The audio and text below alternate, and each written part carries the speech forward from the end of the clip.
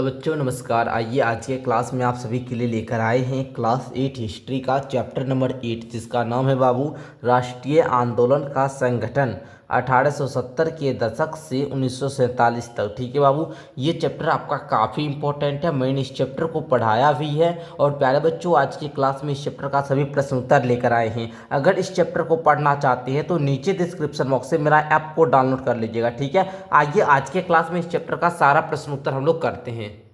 तो यहाँ से आप लोगों का प्रश्न उत्तर शुरू होता है। बाबू ये चैप्टर काफ़ी इंपॉर्टेंट है। मैं आप सभी बच्चों से कहना चाहूँगा ये कोई भी एग्जाम हो बाबू, आपके सारे एग्जाम में आपके इस चैप्टर के क्वेश्चन पूछे जाते हैं भर भर के। ठीक है, बहुत इंपॉर्टेंट चैप्टर है, इसको एक बार जरूर पढ़िएगा। इतिहास का आपका ये बहुत इंपॉर्टेंट क्वेश्चन है जहाँ से अधिकतम क्वेश्चन एग्जाम में बनता है। ठीक है, चाहे वो क्लास 8 का छात्रवृत्ति एग्जाम हो या क्लास 8 का आपका फाइनल बोर्ड एग्जाम होगा। ठीक है, चलिए तो बाबू देखिए यहाँ पर फर्स्ट क्वेश्चन कह रहा है कि 1870 और 1880 के दशकों में लोग ब्रिटिश शासन से क्यों असंतुष्ट थे।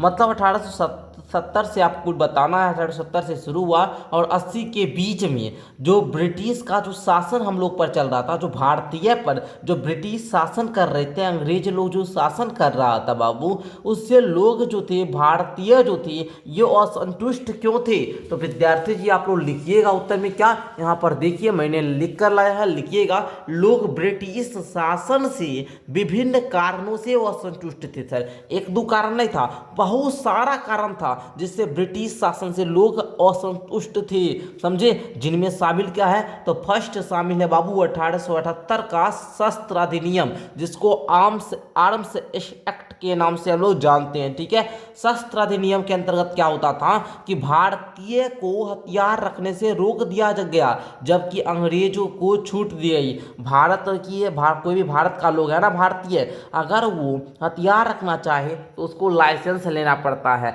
लेकिन अंग्रेज को कोई ऐसा जरूरत नहीं था। इससे लोग असंतुष्ट हुआ, भेदभाव हुआ तो असंतुष्ट होगा ही।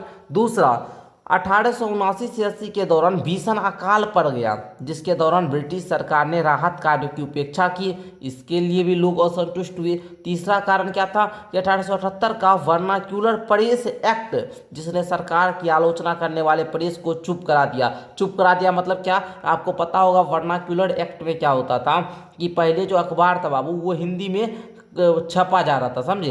हिंदी में जो अखबार छपा जा रहा था तो कुछ भारतीय पढ़े लिखे भी होते थे, थोड़ा बहुत आता था, तो वो अखबार को पढ़कर सारा कुछ समझ लेते थे। तो हुआ क्या कि वो हिंदी में देखा, वहाँ का दिखता है कि भाई ये सरकार की आलोचना को तो लोग समझ रहा है, अब हमको तो कुछ करना होगा। हम क्या करते हैं, हिंदी पर जो अखबार छप रहा है इसको बंद कर देते हैं, हम अंग्रेजी में ही अखबार को छापेंगे, जिससे भारतीय समझ ना पाएंगे सरकार की आलोचना को। तो उसको क्या कर दिया गया, बंद कर दिया गया। इसी को वर्नाक्यूलर प्रेस एक्ट बोलते हैं और ये 1877 में पारित हुआ था। इसको याद रखिएगा, बहुत इंपॉर्टेंट घटना है बाबू। सारा कुछ मैंने अच्छे तरीका से आपको किस्सा कहानी के जरिए सुना चुका हूँ। ऐप डाउनलोड कीजिए, वहाँ से पढ़ाई कीजिए। आप लोग क्या किए होंगे, तो क्लास 8 का आपका फाइनल एग्जाम होगा, तो 8वां से 9वां में आ जाइएगा। तो 8वां से 9वां में जाइएगा। अगर आप लोग ऑनलाइन पढ़ाई करना चाहते हैं तो 62 069 57 681 पर कॉल कर सकते हैं। इसमें आपको 599 रुपया में 1 साल सारा विषय पढ़ाया जाएगा, सभी विषय के अच्छे अच्छे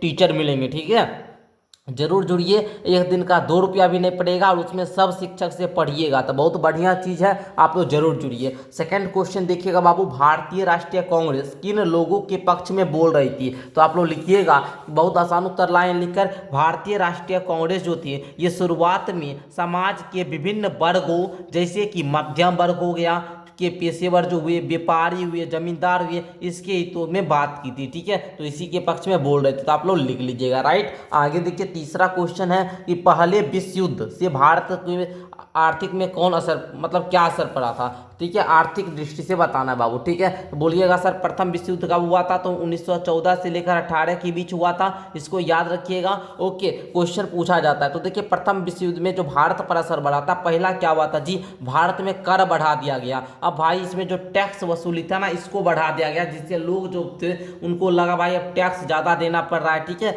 जब जबरदस्ती सभी को सेना भर्ती कराने लगा। अब विश्व युद्ध होने वाला है तो जो भी व्यक्ति है इसको क्या किया, सेना में भर्ती कराने लगा। भारत महंगाई जो थी ये बढ़ गया था, भूखमरी शुरू हो गया था, युद्ध में औद्योगिक वस्तु की मांग बढ़ा दी गई थी, ठीक है। और यहीं पर एक और बीमारी भी शुरू हो जाता है, उसको हम लोग फ्लू बीमारी बोलते हैं, ये भी वहाँ पर बीमारी इसी युद्ध के दौरान शुरू हो जाती है। तो ये रीजन आप लोग लिख लीजिएगा, ठीक है प्यारे बच्चों, लिख लीजिएगा ना, बोलिए हाँ सर लिख लेंगे। आगे बढ़ते हैं प्यारे बच्चे, आगे देखिएगा चौथा प्रश्न कह रहा है कि 1940 के मुस्लिम लीग के प्रस्ताव में क्या मांग की गई थी, बताइए 1940 के मुस्लिम लीग के प्रस्ताव में क्या मांग की गई थी। तो बाबू इसको मुस्लिम लीग को हम आपको बता ही चुके हैं, बैच में और जुड़े हुए होंगे तो वहाँ पढ़े होंगे। देखिए 1940 के मुस्लिम लीग के प्रस्ताव में देश में के उत्तरी पश्चिमी और पूर्वी क्षेत्रों को में मुसलमानों के लिए स्वतंत्र राज्यों की मांग की गई थी, ठीक है बाबू। चलिए आगे है पांचवा प्रश्न, मध्य मार्गी कौन थे, वे ब्रिटिश शासन के खिलाफ किस तरह संघर्ष करना चाहते थे, राइट ना। तो बच्चे लिखना है यहाँ पर कि भैया मध्य मार्गी कांग्रेस के भीतर शुरुआती नेता थे जो ब्रिटिश शासन के खिलाफ शांतिपूर्ण और संवैधानिक, ठीक है बाबू, संवैधानिक तरीकों से संघर्ष करना चाहते हैं, ठीक है, लिख लीजिएगा ना। छठा प्रश्न को देखिए, कह रहा है कि कांग्रेस में आमूल परिवर्तनवादी की राजनीति मध्य मार्गी की राजनीति से किस तरह भिन्न थी। तो लिखिएगा उत्तर में, आप लोग लिखना शुरू कीजिए मेरे भाई, लिखिए उत्तर में कि यहाँ पर क्या कि आमूल परिवर्तनवादी यानी जो चरमपंथी थे ये मध्य मार्गियों से प्रार्थना और याचिका की राजनीति से असहमत थे। वे मानते थे कि लोगों को अपनी ताकत पर भरोसा करना चाहिए, ना कि सरकार के नेक इरादों पर। बस इतना ही आपको क्वेश्चन नंबर 6 के उत्तर में लिखना है, लिख लेंगे ना। चलिए आगे देखिएगा मेरे भाई, सातवां प्रश्न आप लोगों का क्या कह रहा है, देखिए क्वेश्चन है, चर्चा करें कि भारत के विभिन्न भागों में असहयोग आंदोलन ने किस किस तरह के रूप ग्रहण किए, लोग गांधी जी के बारे में क्या समझते थे। तो विद्यार्थी जी सातवां प्रश्न के उत्तर में लिखिएगा, क्या लिखिए आप लोग कि असहयोग आंदोलन के रूप।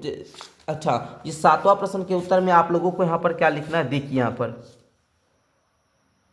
चलिए लिखिएगा, ठीक है, असहयोग आंदोलन के रूप में ही बताना। तो लिखिएगा असहयोग आंदोलन के रूप कि जो सब छात्र था ये अंग्रेजी विद्यालय जाना छोड़ दिया था, वकील जो थे ये वकालत करना छोड़ दिए थे, विदेशी कपड़ा को लोग जलाने लगे थे, ठीक है, जो विदेश से जो कपड़ा आता था, किसान टैक्स देने से इनकार कर दिया, बोला टैक्स हम नहीं देंगे, ठीक है। उसके बाद कहता था लोग गांधी जी के बारे में क्या समझते थे, लिखिएगा लोग गांधी जी के को एक प्रकार का मसीहा मानते थे, उन्हें गरीब और उत्पीड़न से मुक्त कर सकते थे, ठीक है। तो आप लोग जान ही रहे उनको, है ना, तभी इन्हीं को नेता मान रहे थे, तो इनको बहुत ज़्यादा दिक्कत भी हुआ था, आपको पता ही होगा। और आज देखिए गांधी जी इतना ज़्यादा मेहनत किए थे, संघर्ष किए थे, है ना, भारत को क्या यहाँ पर भारत को आज़ाद दिलवाने में, इसलिए देखिए आज इनको सारा पूरा देशवासी इनको याद करता है ना, बापू के नाम से जाने भी जाते हैं, और साथ में इन्हें राष्ट्रपिता भी बोला जाता है। और साथ में आप लोग याद रखिएगा कि आज भारत में जो भी नोट है सब पर इनका फोटो भी आप लोग देखते हैं, ठीक है। चलिए आगे, गांधी जी ने नमक कानून तोड़ने का फैसला क्यों लिया। तो विद्यार्थी जी लिखिएगा उत्तर में कि गांधी जी ने नमक कानून तोड़ने का फैसला लिया क्योंकि नमक एक आवश्यक खाद्य पदार्थ था जिस पर राज्य का एकाधिकार था और कर लगाना चाहता था। उनका मानना था कि नमक पर कर लगाना पाप है जी, क्योंकि ये एक आवश्यक खाद्य पदार्थ है। इसे तोड़कर वे ब्रिटिश सरकार के अन्यायपूर्ण और दमनकारी शासन को सीधे चुनौती दे सकते थे, इसलिए वो तोड़ना चाहते थे। सर समझ गए ना, बोलिए हाँ सर। लाइक नहीं किए हो तो लाइक कर लो। और प्यारे बच्चों आप लोग लाइव क्लास के लिए नीचे डिस्क्रिप्शन बॉक्स में एक नया चैनल मेरा बना है प्यारे बच्चों, यूट्यूब पर भी देख सकते हो या होम पेज पे जाओ चैनल पे आप लोग, तो वहाँ पर SBM क्लासेज लाइव करके है, उसको आप लोग सब्सक्राइब कर लेंगे, ठीक है। आगे देखना 9 नंबर क्वेश्चन बोल रहा है, 1937 से 1947 की उन घटनाओं पर चर्चा करें जिनके फलस्वरूप पाकिस्तान का जन्म हुआ। तो बच्चों लिखिए 9 नंबर क्वेश्चन का उत्तर में कि 1937 से 1947 के बीच कई घटनाएं पाकिस्तान के निर्माण का कारण बनी। पहला बोलिएगा 1937 के प्रांतीय चुनाव के बाद कांग्रेस और मुस्लिम लीग के बीच मतभेद गहरा गए, इसको लिख लीजिएगा। दूसरा 1940 के मुस्लिम लीग के प्रस्ताव में अलग देश की स्पष्ट मांग की गई। तीसरा युद्ध के बाद कैबिनेट मिशन की विफलता और बड़े पैमाने पर सांप्रदायिक हिंसा जिसने विभाजन को अपरिहार्य बना दिया, ठीक है प्यारे बच्चों। चलिए समझ गए ना बाबू। सांप्रदायिक हिस्सा मतलब आप लोग समझ ही सकते हैं, धर्म से संबंधित है, ठीक है। चलिए, तो इस प्रकार प्यारे बच्चों हम लोग पूरा क्वेश्चन आंसर भी कंप्लीट कर लिए। ये दोनों क्वेश्चन आप लोगों को खुद ही पता लगाना है। आई होप कि आप लोग क्लियर कर लिए होंगे। इस प्रकार आज के क्लास में हम लोगों ने क्लास 8 हिस्ट्री का लास्ट चैप्टर जो था चैप्टर नंबर 8 राष्ट्रीय आंदोलन, इसको भी कवर कर लिया। इसका भी सारा प्रश्न उत्तर देख लिया। बाबू इस चैप्टर को पढ़ना चाहते हो तो अभी नीचे डिस्क्रिप्शन बॉक्स से या प्ले स्टोर पे सर्च कीजिए SBM क्लासेस, वहाँ से ऐप डाउनलोड कीजिए और वहाँ से आप लोग बढ़िया तरीका से सारे शिक्षक के साथ जुड़िए और बेस्ट टीचर के साथ जुड़कर अच्छे तरीका से अपने पढ़ाई को कंटिन्यू कीजिए। क्लास 9 की भी पढ़ाई कर सकते हैं, क्लास 8 की भी पढ़ाई कर सकते हैं, जो भी क्लास में बैच लीजिए प्रॉपर तरीका से पढ़ाई कीजिए। धन्यवाद वीडियो को अंत तक देखने के लिए।